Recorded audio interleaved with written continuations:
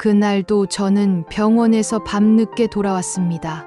남편은 허리 수술 후 몇 달째 누워 지내고 있고, 저는 낮엔 마트에서 일하고, 밤엔 병원 청소 아르바이트까지 뛰고 있습니다. 집에 들어서자 눅눅한 월세방 공기가 반겨주었습니다. 가스레인지 위에는 라면, 국물이 눌어붙어 있었고, 남편은 소파에 기대에 잠들어 있었습니다. 그런 남편을 보며 전 조용히 국을 데우고 혼자 밥을 차려 먹었습니다. 그래, 이것도 인생이지. 그렇게 생각하며 국 한 숟갈 뜨려는 순간 휴대폰이 울렸습니다. 엄마, 조용히 한숨을 쉬고 전화를 받았습니다. 그네야, 이번 주말에 잠깐 올 수 있니? 왜요? 무슨 일 있으세요? 아니, 그냥 오랜만에 얼굴 좀 보자고. 엄마의 말투는 무심했지만 그 뒤에 뭔가 감춰져 있다는 걸 저는 직감적으로 알았습니다. 주말, 남편 간병인을 잠깐 불러두고 친정에 들렀습니다. 오랜만에 찾은 본가는 여전히 단정했습니다. 그런데 낯선 차 한 대가 마당에 세워져 있었습니다. 이 차 누구 거예요? 동생 승훈이가 문 밖에서 말했습니다. 엄마가 사주신 거야. 이번에 애들 학교 보내려면 차가 필요해서. 저는 말문이 막혔습니다. 몇 달 전까지만 해도 집 사느라 돈이 없다며 저한테 생활비를 줄이자던 엄마였는데, 그랬던 엄마가 막내 아들 차를 새로 사줬다는 겁니다. 엄마, 차를 사줬다고요? 그래, 승훈이가 얼마나 고생하는데 출퇴근도 힘들다 하고 애들도 둘이나 되잖니. 그럼 저는요? 남편 아픈 거, 생활비 모자란 거 다 아시잖아요. 엄마는 난처한 얼굴로 대답했습니다. 넌 그래도 어릴 때 많이 도와줬잖니. 그땐 우리도 여유가 없었고 지금은 좀 나아져서 그런 거야. 그 순간 마음 한구석에서 묵은 감정이 쿡 하고 올라왔습니다. 나는 왜 늘 타이밍이 안 맞는 사람이 되어야 했을까? 어릴 적부터 저는 집안일도 동생들 돌보는 것도 당연하게 떠맡아야 했습니다. 대학은커녕 상없고 졸업 후 바로 취업했고 월급의 반은 집으로 보냈습니다. 승훈이 대학 등록금도 첫 월세 계약금도 결국 제가 보탠 거였죠. 그런데 지금은 저는 남편 간병과 일에 시달리고 있는데 승훈이는 부모의 전폭적인 지원을 받고 있습니다. 이게 말이 되나요? 엄마, 혹시 아빠 돌아가시기 전에 유언장 같은 거 남기신 거 있어요? 제가 조심스럽게 물었을 때 엄마는 얼굴을 굳혔습니다. 갑자기 그걸 왜 묻니? 그냥 갑자기 궁금해서요. 혹시 집이나 재산 정리한 거 있으세요? 엄마는 얼버무리며 말했습니다. 그런 거 없어. 아직 다 우리 이름으로 돼 있고 언제 정리할지도 몰라. 하지만 저는 확신했습니다. 뭔가 숨기고 있다는 걸. 그리고 그날 밤 작은아버지에게서 연락이 왔습니다. 은주야, 니네 엄마 몇 년 전에 진명에 바꿨더라. 승훈이 이름으로. 그 말에 저는 숟가락을 놓고 가만히 앉아 있었습니다. 집도, 차도, 생활비도 모두 막내 아들에게만 돌아가고 있었다는 걸 이제야 알게 된 겁니다. 작은아버지에게 진명의 이야기를 들은 그날 밤, 저는 밤새 뒤척였습니다. 왜 이렇게 억울하지? 나는 뭐가 부족해서 이렇게 살아야 하지? 그동안 애써 외면했던 것들이 이제야 눈앞에 선명하게 펼쳐지기 시작했습니다. 다음 날 아침, 어머니에게 전화를 걸었습니다. 엄마, 혹시 우리 집 예전에 승훈이 이름으로 바꾸신 적 있어요? 한참을 망설이던 어머니는 결국 말했습니다. 그래, 그랬다. 언젠가는 정리해야 할 거고. 승훈이는 아들이니까 지켜야 하잖니. 그 말에 저는 깊은 숨을 들이쉬었습니다. 그럼 저는요? 제가 집에 보낸 돈이 얼만데요? 아빠 돌아가시기 전 병원비, 장례식 비용도 제가 거의 다 냈어요. 넌 시집 갔잖아. 이젠 내 가정이 따로 있으니까. 그 말에 저는 순간 숨이 턱 막히는 것 같았습니다. 시집 갔으니 끝이라는 그 한마디가 내 인생 전체를 부정하는 말처럼 느껴졌습니다. 그래요. 시집은 갔지만 그게 내 의무와 권리를 다 없앤다는 뜻은 아니잖아요. 아버지가 병상에 누우셨을 때 승훈이는 연락도 잘 안 됐고 병원비에 단 한 번도 손을 안 댔습니다. 엄마가 쓰러졌을 땐 제가 마트에서 일하다 말고 달려갔고 그날 이후로 매달 약값도 제가 냈습니다. 그 모든 걸 기억하지 못하냐고 묻고 싶었습니다. 며칠 뒤 조용히 승훈이를 불러냈습니다. 카페에서 마주 앉은 동생은 전혀 미안한 기색도 없이 말했습니다. 누나, 엄마가 알아서 하신 거잖아. 내가 뭐 달라고 한 것도 아니고. 그래도 내가 알았잖아. 엄마가 집을 내 이름으로 돌린 거. 누나는 시집 가서 다른 집 식구잖아. 그리고 엄마 아빠 돌아가시면 형제끼리 싸우는 거 싫어서 그런 거지. 그 뻔뻔한 말에 제 손이 떨렸습니다. 내가 너 대학 보낼 때 학자금 대출 내가 같이 갚은 거 기억 안 나? 그건 그때 누나가 도와준 거잖아. 도와준 거. 그게 내 기억이야? 그날 집에 돌아와 저는 예전 통장을 펼쳐봤습니다. 20대 후반부터 시작된 정기송금 내역, 가족 생활비, 병원비, 등록금 보조라는 메모. 그때마다 저는 이게 가족이니까 할 수 있는 거지. 그렇게 스스로를 설득하며 살아왔습니다. 하지만 지금은 그 모든 게 당연한 희생으로 취급되고 있다는 사실에 가슴이 미어졌습니다. 며칠 뒤 마침내 저는 결심했습니다. 법적으로 확인받자. 지금이라도 내 몫을 지킬 수 있는 길이 있는지 알아보자. 조심스럽게 상담을 예약하고 그동안 보관해둔 증빙 자료들을 하나하나 챙기기 시작했습니다. 사진, 송금 내역, 병원비 납부서, 아버지 장례비 계산서까지. 상담실에서 변호사는 말했습니다. 직접적인 증여 증빙이 있으면 상속 분쟁에서 충분히 주장할 수 있어요. 과거의 기여분도 입증 가능합니다. 그 말에 저는 처음으로 가슴 깊이 묻어뒀던 분노가 이젠 목소리가 될 수 있겠다는 희망을 느꼈습니다.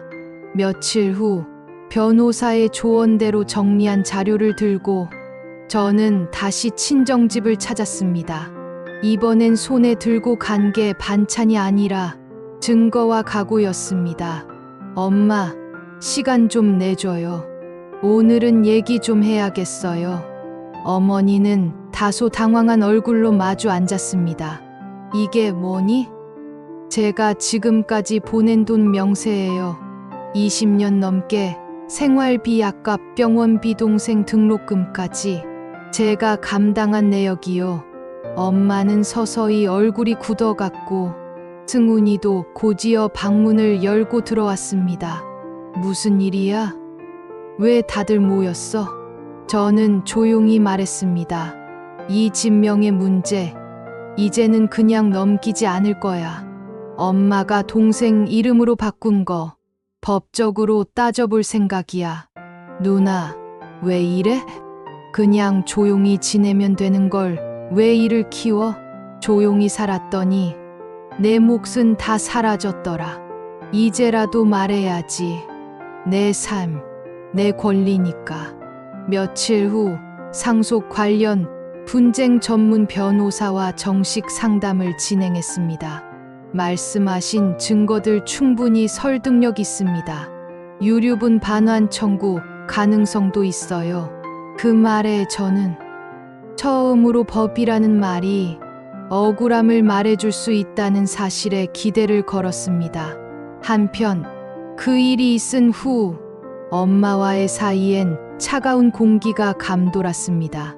어머니는 전화를 받아도 그래, 알았다는 말만 반복했고 승훈이에게선 어떤 사과도 없었습니다. 오히려 동생은 메시지를 보내왔죠. 엄마 힘들게 하지 마. 누나가 너무해진 거 알아? 그 말에 저는 그동안 누군가를 위해 참고 살아온 제 모습이 더 이상 미덕이 아니었단 걸 확신했습니다. 이젠 감정이 아니라 기록으로 말할 거야.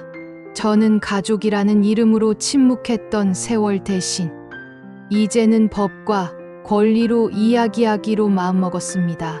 그리고 그 결정은 처음으로 제 인생에서 나라는 사람을 중심에 놓는 일이기도 했습니다. 며칠 후 저는 유류분 반환 청구 관련 서류를 정식으로 접수했습니다. 법률사무소 문을 나서는 순간 발밑이 살짝 떨렸지만 마음은 이전보다 단단했습니다. 그동안 가족이라는 이유로, 딸이라는 이유로 내 권리를 너무 오래 미뤄왔다는 걸 이제야 뼈저리게 깨달았기 때문입니다. 서류 접수 소식이 전해졌는지 그 주말 어머니에게 전화가 걸려왔습니다. 큰애야 진짜 그럴 거니?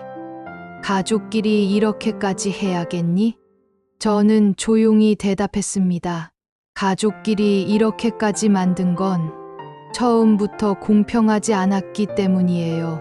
그래도 넌 여자로서 시집도 갔잖니. 그 말에 저는 한참을 침묵하다 말했습니다.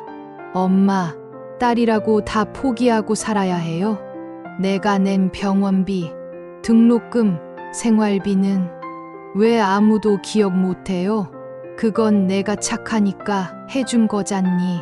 그 순간 저는 확신했습니다. 이 가족 안에서 제 희생은 착함이 아니라 당연함으로 소비되어 왔다는 걸요. 며칠 뒤 승훈이에게서 연락이 왔습니다. 누나, 그 서류 봤어. 정말 법으로 가겠다는 거야? 그래. 이번엔 진짜야. 내가 감당한 몫 그냥 넘기지 않을 거야. 엄마가 요즘 말도 없고 많이 속상해 하셔. 그래도 우린 가족인데 가족이면 서로를 지켜줘야 해. 나는 한 번도 보호받지 못한 가족이었어. 이번엔 내 스스로 지킬 거야. 며칠 후 변호사로부터 통보가 도착했다는 소식이 왔습니다. 친정의 정식 내용 증명이 전달되었다는 것이었습니다. 그날 밤 저는 조용히 거울 앞에 앉아 나이 들어버린 얼굴을 찬찬히 바라봤습니다. 피곤하고 지친 얼굴 속에서도 처음으로 내 삶을 위해 싸우는 나 자신이 그렇게 자랑스러울 수가 없었습니다. 내용 증명이 도착한 이후 친정집은 정적에 휩싸였습니다. 어머니도 승훈이도 아무런 연락이 없었고 그 침묵이 오히려 더 큰 무게로 다가왔습니다. 그러던 어느 날 오랜만에 어머니에게서 전화가 왔습니다. 큰애야, 잠깐 집에 올 수 있겠니? 짧은 한마디였지만 저는 알 수 있었습니다. 이제는 피할 수 없는 대화가 기다리고 있다는 걸요. 친정에 도착하자 거실에는 어머니와 승훈이 그리고 작은아버지가 앉아 있었습니다. 내가 이렇게까지 할 줄은 몰랐다. 승훈이 먼저 입을 열었습니다. 가족끼리 법으로 가면 돌아올 수 없는 거야. 저는 담담히 말했습니다. 이미 돌아올 수 없는 선은 오래전에 넘었어. 아무도 내 몫을 생각해 준 적 없잖아. 어머니는 한숨을 쉬며 고개를 떨궜습니다. 미안하다. 그동안 내가 얼마나 했는지. 솔직히 잘 몰랐어. 아니, 외면했어. 작은 아버지가 중재하듯 나섰습니다. 지금이라도 말이 통할 수 있을 때 조정해보는 게 좋지 않겠냐. 그때 저는 조용히 내민 서류 한 장을 꺼냈습니다. 이건 제가 정리한 가사기여도 자료예요. 병원비, 생활비, 학비, 장례비. 이제는 말이 아니라 증거로 이야기할 거예요. 어머니의 눈가가 붉어졌습니다. 정말 미안하다. 큰애야. 넌 늘 조용히 도와줘서 내가 그렇게 억울해할 줄 몰랐어. 저는 진짜 사과를 듣고 싶었어요. 단 한 번이라도 저한테 고맙다, 미안하다고 말해주길 바랐어요. 그날 대화는 짧지 않았습니다. 감정이 터져 나오기도 했고, 때론 서로 말이 겹쳐 언성이 높아지기도 했습니다. 하지만 처음으로 제가 목소리를 낼 수 있었고, 그 목소리를 누군가가 들어줬습니다. 며칠 뒤 어머니는 다시 전화를 주셨습니다. 큰애야, 내 말이 맞았어. 이제라도 내 목 정리하자. 엄마가 먼저 얘기 꺼낼게. 그 말을 듣고 전화를 끊은 뒤 저는 한참을 울었습니다. 억울함과 분노보다 더 오래 남았던 감정, 바로 이해받지 못한 외로움이 조금은 해소된 기분이었습니다. 몇 주 후 어머니와 동생, 작은아버지까지 참석한 자리에서 공증 변호사 입회하에 유산 재정리가 이루어졌습니다. 그동안 부모 명의였던 재산 중 일부, 경제 간분할 없이 승훈이에게 넘어갔던 부분이 정당한 절차에 따라 다시 나누어지게 된 것이었습니다. 이제야 조금 마음이 놓인다. 어머니는 그렇게 말하며 제 손을 잡았습니다. 그동안 내가 얼마나 억울했을지 너무 늦게 알아줘서 미안하다. 그 말에 저는 조용히 고개를 끄덕였습니다. 가슴에 맺혔던 응어리가 조금씩 풀려가는 걸 느꼈습니다. 며칠 후 저는 오랜만에 부동산 사무실을 찾았습니다. 월세살이를 접고 제 이름으로 된 작은 아파트 계약을 앞두고 있었죠. 여기 서명해 주시면 됩니다. 펜을 드는 손이 잠시 떨렸지만 계약서 맨 아래 제 이름 석자를 또박또박 써내려갔습니다. 계약을 마치고 나오는 길, 햇살은 유난히 따뜻했고 마치 내 인생도 이제 막 봄을 맞이한 듯했습니다. 이사한 첫날, 거실 한복판에 앉아 차 한 잔을 마시며 조용히 중얼거렸습니다. 이제는 내 이름으로 살아갈 거야. 남편은 웃으며 말했습니다. 당신, 요즘 얼굴이 진짜 편해 보여. 응, 이제야 좀 숨통이 트인 것 같아. 앞으론 나 자신한테 부끄럽지 않게 살 거야. 남편은 제 손을 꼭 잡아주었습니다. 그 누구보다 그럴 자격 있어. 당신은 정말 잘해왔어. 그 말에 저는 잠시 고개를 숙여 조용히 눈물을 닦았습니다. 어머니도 다시 연락을 주셨습니다. 큰애야, 집에 한번 놀러 와라. 이번엔 너 좋아하는 반찬 해놓을게. 예전 같으면 그 한마디에 바로 달려갔겠지만 이젠 제 스스로 선택해 움직입니다. 그래요, 엄마. 조만간 뵐게요. 이번엔 저도 웃으면서 가고 싶네요. 삶은 여전히 바쁘고 고단합니다.